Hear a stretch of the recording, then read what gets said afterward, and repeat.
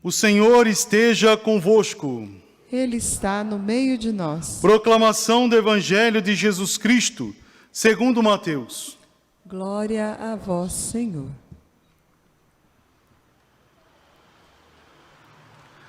Naquele tempo, Pedro aproximou-se de Jesus e perguntou: Senhor, quantas vezes devo perdoar se meu irmão pecar contra mim? Até 7 vezes?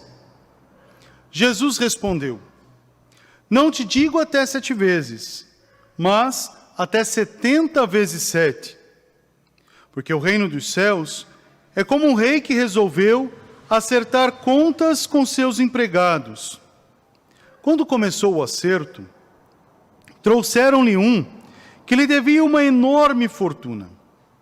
Como o empregado não tivesse com que pagar, o patrão mandou que fosse vendido como escravo, junto com a mulher e os filhos, e tudo o que possuía, para que pagasse a dívida. O empregado, porém, caiu aos pés do patrão, e prostrado suplicava: Dá-me um prazo, e eu te pagarei tudo. Diante disso, o patrão teve compaixão, soltou o empregado e perdoou-lhe a dívida. Ao sair dali, aquele empregado encontrou um dos seus companheiros, que lhe devia apenas 100 moedas. Ele o agarrou e começou a sufocá-lo, dizendo: Paga o que me deves. O companheiro, caindo aos seus pés, suplicava: Dá-me um prazo, e eu te pagarei. Mas o empregado não quis saber disso. Saiu e mandou jogá-lo na prisão, até que pagasse o que devia. Vendo o que havia acontecido, os outros empregados ficaram muito tristes. Procuraram o patrão e lhes contaram tudo. Então, o patrão mandou chamá-lo e lhe disse: Empregado perverso, eu te perdoei a tua dívida, porque tu me suplicaste. Não devias tu também ter compaixão do teu companheiro, como eu tive compaixão de ti? O patrão indignou-se e mandou entregar aquele empregado aos torturadores, até que pagasse toda a sua dívida. É assim que meu Pai que está nos céus fará convosco, se cada um não perdoar de coração ao seu irmão. Palavra da salvação. Glória a vós, Senhor. Podemos sentar. Queridos irmãos e irmãs, nós nos colocamos hoje em Eucaristia para refletir esta palavra. Estamos vivendo o tempo da Bíblia, o mês da Bíblia, da Palavra de Deus, mês importante que nos ajuda a refletir muito sobre essa realidade de Deus, a vontade de Deus em nossa existência. Veja que hoje a leitura vai falar sobre a dinâmica do perdão, saber perdoar de verdade. É interessante a gente falar disso porque a gente pode falar que perdoa, mas será que perdoamos verdadeiramente? Será que o nosso coração tem paz quando a gente fala perdão? Aí vem o texto interessante, a primeira leitura, lá da profecia que nós ouvimos, quase que quase que um relato colocado no livro do Eclesiástico. Quando fala que 2 coisas não são agradáveis a Deus: o rancor e a raiva são algo detestável aos olhos do Senhor. Então já 2 coisas que não podemos ter: rancor e raiva. Depois ele vai falar uma ação interessante, né? Que se nós nos colocarmos nesse perdão, o Senhor guarda a sua palavra em nós e somos libertos, temos vida. Ele vai dizer que o perdão é um dos instrumentos necessários, um dos exercícios necessários para alcançar a vida eterna. Se eu não perdoo, eu estou abreviando essa vida eterna. Então é um convite à vida eterna, perdoar sempre. Depois ele mostra uma ação importante, ele fala assim: lembra do teu fim. Quando sentir essas realidades em ti, lembra do teu fim. Olha, você pode perder o céu por essa atitude, Você pode perder a alegria do céu por esse comportamento, né? Por esta ação. Pensa na aliança que Deus fez contigo, uma aliança de vida, não uma aliança de morte. A raiva, o rancor, né? Todas essas realidades nos conduzem a uma morte. Agora, o perdão nos conduz à verdadeira vida, que é Cristo. Tem um paralelo lá com o evangelho que nós escutamos. Vocês viram que interessante? Aqui no evangelho, Pedro faz uma pergunta para Jesus. Senhor, quantas vezes eu devo perdoar? 7 vezes? É uma pergunta interessante, porque ali quando fala 7 vezes, quer dizer, o perdão tem que ser perfeito, é isso que ele está dizendo. Tem que ser completo. Não pode ser meia boca, vamos dizer assim, né? Uma partezinha só de perdão, tipo, eu te perdoo, mas não olha na minha cara. Eu te perdoo, mas não passa na mesma rua que eu passo, né? Ele vai, não, peraí, não é 7 vezes, mas 70 vezes 7. Jesus está dando aquela liberdade para Pedro perdoar sempre. Um perdão sem medidas. Essa é a dinâmica do perdão. Não é um perdão somente de momento, mas é um perdão para todo sempre. Quando a gente perdoa de verdade, a nossa alma encontra paz. Quando a gente não vive o perdão, quando a gente não absorve essa realidade do perdão, a gente fica pesado. Depois a gente fala que engordou, não engordou não, é esse peso só. Quando a gente tira isso, parece que a gente fica até mais leve. Parece que a vida muda, né, de conceito e de figura. Então, perdoar sempre. Agora, como perdoar? Talvez Pedro também fez essa pergunta para Jesus. E Jesus conta essa história interessante desse rei. Aqui o texto a gente pode dividir em 3 blocos. O primeiro bloco é essa pergunta que Pedro fez com Jesus. 70, né, que Jesus responde 70 vezes 7. A segunda parte já é essa história, aonde nós observamos o fato que o funcionário do rei está devendo. O rei quis acertar contas. Agora veja qual é a realidade. Estudando um pouquinho o texto, um pouquinho da história de Israel, a gente vai entender o contexto, por que Mateus quis colocar esse texto, essa fala de Jesus no seu evangelho. Exatamente para mostrar uma ação que é própria do judaísmo e também própria de toda a humanidade. A gente perdoa somente o que quer. A gente gosta somente daquilo que a gente gosta. A gente não consegue ir mais além do que isso. Parece que a barreira, quando chega além disso, criamos uma barreira. E não conseguimos nos libertar dessa barreira. E aqui ele fala dessa realidade do homem que está devendo uma grande quantia. Um funcionário do rei, para vocês terem uma ideia, recebia 1 denário de ouro, ou 1 talento de ouro. O talento de ouro era mais ou menos 36 quilos de ouro. Bastante, né? Era bom ser funcionário do rei, né? Não ia passar fome. Agora esse homem está devendo muito, praticamente 10 mil talentos de ouro. Então pega 36 quilos, multiplica por 10 mil, é o que ele estava devendo. Era só isso. Dava para pagar, né? Não, não dava para pagar. É uma conta incalculável. Isso para dizer que aquilo que ele estava devendo era incalculável. O pecado que ele tinha dentro de si era incalculável. Esta é a ação. Por isso que o próprio rei é Deus. Esse homem é aquele que serve a Deus. Então a sua dívida, o seu pecado com relação a Deus era um pecado incalculável. Quase que para dizer algo que não tem perdão. Mas daí o que acontece? O rei dá a sentença. Vende ele como escravo, quer dizer, destrói a família dele.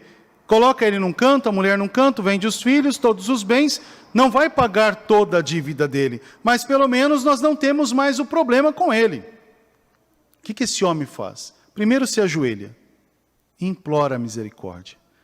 Dá-me um prazo e eu te pagarei tudo. Se ajoelhar não significa se humilhar. Significa reconhecer que o outro é maior do que eu. Reconhecer a grandeza do outro, que se eu me colocar diante dele, posso receber a misericórdia. E ele recebe a misericórdia do patrão. Né? Teus pecados estão perdoados. Aqui, Mateus quis salientar bem essa parte, por causa da festa do Quipur. A festa do Quipur é a festa do perdão para o judaísmo. E de 50 em 50 anos, eles celebram o Gran Kippur, né? Um grande perdão, né? O Yom Kippur. E esse Yom Kippur significa que nesse ano, de 50 em 50 anos mais ou menos, né, essa dívida deveria de ser perdoada. Logo, a pessoa estaria livre de todas as dívidas. todas as pessoas estariam livres de suas dívidas. Seria bom colocar isso na nossa terra, né? No Ocidente. Pensou, você faz as compras, espera 50 anos. Chegou 50 anos, você está livre dessa conta. Né? Porque ali toda dívida é perdoada. Olha que coisa interessante. Mas não é bem por aí. Né? Então a gente olha para toda essa realidade e diz que o perdão foi dado. E esse homem que ia ser escravo se tornou livre para viver e administrar a sua realidade, uma vida nova. Então o homem deu perdão. Agora veja o que ele faz, aquilo que os homens podem cair no pecado de fazer. A gente pede para Deus, perdoa a minha culpa. Não é assim que a gente reza no Pai Nosso? Né? Perdoa a minha culpa. Aí a gente fala uma outra frase, qual que seria a outra frase? Assim como nós perdoamos a quem nos tem ofendido. Será que essa palavra, essa frase nós dizemos de coração? Ou será que essa frase nós dizemos somente porque faz parte do Pai Nosso? Esse homem tinha uma dívida com o seu patrão. E o patrão, sendo misericordioso, perdoou a sua dívida. O que ele deveria de fazer com seu amigo? Perdoar também. Mas o que ele faz? Ele condena o homem à prisão. Quer dizer, tira a liberdade daquele homem, logo ele nunca vai poder pagar a sua dívida. Aqui a dívida diz realidade de pecado. Aquele homem também pecou contra aquele rapaz. Né? Então, a ofensa não recebeu perdão. Logo, não cumpriu a vontade de Deus. Porque a vontade de Deus é o perdão e a misericórdia. Deus perdoa o pecador, Deus não perdoa o pecado. É o pecador. O perdão é dado à pessoa e não à ofensa. Olha que interessante. Só que muitas das vezes nós ficamos presos e transformamos a pessoa em ofensa. Mas espera aí, quando uma pessoa vai entregar a ofensa a outra, ela já bebeu dessa fonte podre que é a ira, que é a raiva, que é a discórdia. Então ela se transformou numa pessoa doente, numa pessoa podre. E ela oferece aquela podridão ao outro, esperando que o outro também vomite sobre ela a mesma ira, para ter aquela comparação de forças. E não precisa disso.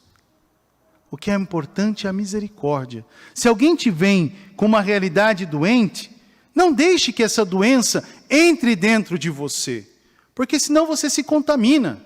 Mas dá a ela aquilo que você recebeu de Deus. O que nós recebemos de Deus? Bondade, amabilidade, misericórdia, compaixão, perdão. Então dê para as pessoas aquilo que você pode dar. E não aquilo que a pessoa te ofereceu, devolva para ela, não. Eu costumo dizer, se alguém me dá uma pedra, eu não jogo fora a pedra, eu guardo. Não para construir um muro, mas pontes. Mas se não oferece pedras, pelo menos eu vou trabalhar essa ação misericordiosa, rezando pelo outro. É o que o Senhor nos convida na palavra, rezar. E saber rezar também. Não é rezar para a pessoa sumir da tua vida. Não é rezar para a pessoa se desmaterializar ali. Não é pedir uma conversão mesquinha. É saber pedir a conversão que você também precisa para o bem comum. Essa é a parte importante. Perdoar não é só um ato de dizer eu te perdoo e pronto, mas é começar, é dar oportunidade de vida nova. Essa é a dinâmica necessária para viver a vontade de Deus. Seguir os mandamentos do Senhor. Lembra do teu fim. É assim que ele fala no livro do Eclesiástico. Agora, São Paulo fala que tudo isso é dado a conhecer pela oferta da cruz. Veja que interessante. Pelo erro da humanidade, Deus, na sua misericórdia, entregou o seu Filho para a remissão dos pecados. A paga dessa dívida foi a cruz. Qual é a realidade que apresentamos a Deus? Quais são as nossas dívidas? A minha dívida, qual é a minha dívida com relação a Deus? Qual é a sua dívida com relação a Deus? Aqui não é nenhuma questão de valor matemático, é uma dimensão espiritual, a dimensão de reconciliação e de vida. Eu não posso, né, pedir a Deus que me perdoe se eu não for capaz de perdoar de coração o meu irmão. Olha como é forte essa fala. É pesada. Aí a gente fala assim, Senhor, então quem está salvo? Não é assim que as pessoas talvez possam falar? Quem está salvo? Quem verdadeiramente cumpre a vontade de Deus. É um caminho. Senhor, eu não sei perdoar. então te dou o exercício do perdão. Amai o próximo como a ti mesmo. Deixe de amar, deixe de querer amar o defeito do outro. Deixe de querer amar o pecado do outro. Ame a pessoa e afasta daquilo que é pecado. Só que para fazer esse exercício no outro, eu tenho que olhar para dentro e saber trabalhar esse exercício em mim. Eu consigo viver a misericórdia, eu me afasto do pecado, eu busco o sentimento de graça e de santidade, eu busco a santidade, eu me aproximo em Deus, ou eu me distancio de Deus, vivendo as realidades tristes do meu tempo. Quantas das vezes a gente encontra a realidade triste, né? Porque a pessoa não se liberta. Aí vai atrás de missa de cura e libertação. Pode viver umas 300 missas de cura e libertação. Se esse propósito não é assumido por você, não é algo de fora que cai em cima. Tem que ser de dentro para fora. Tem que ser de dentro do coração. Tem que ter um desejo que vem de dentro. O perdão não nasce somente de uma atitude externa. Para viver o externo, o interno tem que ter paz. Se dentro não tem paz, fora fica muito difícil manter um relacionamento. Olha que ação importante. Porém, estava pensando como viver tudo isso. O Senhor nos ajuda através das crianças. Veja que maravilha as nossas crianças. Criança é um brinquedinho de Deus tão bonito, né? O que a criança faz? Se você coloca lá, a gente tem uma creche na nossa igreja. Agora elas não estão presentes, mas o que acontece com a criança? A criança vai, começa a brincar, gosta de brincar, mas se alguém chega para ela e começa a encher a paciência dela, o que ela faz? Ela briga, ela morde, ela puxa o cabelo, ela empurra, ela chuta, ela faz de tudo. Ela grita, fica gritando e chora. E chora. Ô, criança chora pra caramba, né? Abre os pulmões e chora, e chora, e chora. Aí o que acontece? Vem o pai e a mãe, ou o tio e a tia, o professor, a professora, enfim, quem está ali cuidando, o cuidador da criança, o que faz? Quando a pessoa maior fala, a criança para. Ó, eu estou falando com você. A criança para. É interessante, né? Depois, o que a criança faz? A pessoa chama para a criança, os dois, e fala assim, ó, pode fazer as pazes agora. Pode parar de brigar. Dá um abraço no outro. O que a criança faz, pequenininha? Dá um abraço. Mesmo não gostando. Mas dá um abraço. Aí quando a gente percebe que ela deu um abraço meio rancoroso, ainda fala para ela, dá um beijinho agora. A criança, coitadinha, vai lá, dá um beijinho. Mesmo sabendo se está certo, se está errado, vai lá, dá um beijinho. E tem os mais antigos que falam assim, pega o dedinho, faz aí, volta a paz. E a criança vai lá e faz a paz. Passa meia hora, o que acontece?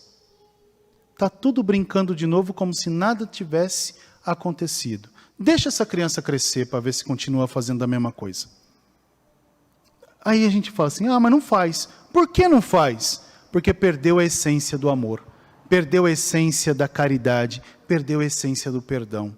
Por causa do orgulho que foi colocado no coração do adulto. Olha que ação difícil. Mas o Senhor nos convida hoje ao perdão, ao verdadeiro perdão. Você quer entrar no céu? Comece a trabalhar o perdão e a misericórdia. E tudo será novo na vossa casa, na vossa vida. Você vai ser mais feliz, eu vou ser mais feliz, todos nós vamos ser mais felizes. Se soubermos viver a verdadeira prática do perdão, como disse, amar a pessoa e não o pecado que ela possui. Saber ir além da realidade e perdoar sempre. Não porque talvez a pessoa precise do teu perdão, mas porque você precisa de paz e você precisa da eternidade. Então dê você o primeiro passo. Padre, e se a pessoa não quiser falar comigo? O problema é dela, não é teu. Né? Se ela não quer falar, respeita. Mas você deu o primeiro passo. Você buscou a misericórdia. A gente também não pode forçar o outro a querer aquilo que a gente quer. Não é verdade? A gente tem a lei do livre-arbítrio, mas a gente pode rezar sempre e sempre ser para aquela pessoa fonte de santidade, fonte de paz, mesmo sabendo que estamos distantes. Essa é a atitude importante. Saber perdoar não quer dizer, perdoar não é uma atitude tola, mas é uma atitude heróica. Mas para perdoar o outro, nós temos que aprender a perdoar as nossas próprias faltas. Aí sim a gente consegue rezar o Pai Nosso de uma maneira intensa. Perdoa a minha dívida, Senhor. Dá-me um prazo, eu te pagarei tudo. Perdoa a minha dívida, como eu perdoo a dívida do meu irmão por mim.